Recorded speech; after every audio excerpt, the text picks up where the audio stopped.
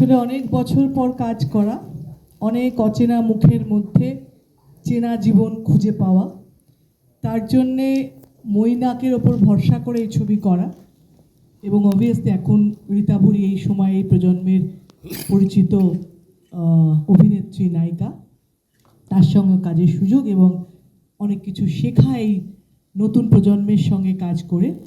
তবে সব থেকে বড় কথা, যদি আপনাদের ভালো লাগে তবেই এ কাজ, এতখানি পরিশ্রম প্রত্যেকটা মানুষের সার্থক হবে। ভয় পাওয়া গেছে কিনা এটা আমি জানতে চাই। এটা আমাদের সাকসেস।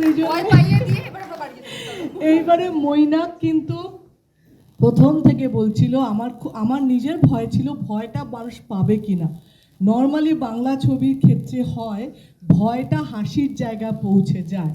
তো আমি বারবার মৈনাককে জিজ্ঞেস করতাম, মৈনাক ভয়টা পাবে তো, মৈনাক মজা লাগবে না তো, এরকম নয় তো? বললো না। আজকে অন্য অন্য হলেরও রিয়াকশন আমরা পেয়েছি।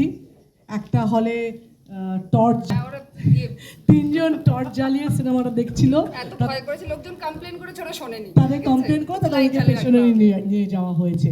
তো ভয় যদি পাওয়া যায়, আমার ধারণা যে নতুন ছোট ছেলেমেয়েরা ভয়টা এনজয় করবে, ছবিটা এনজয় করবে।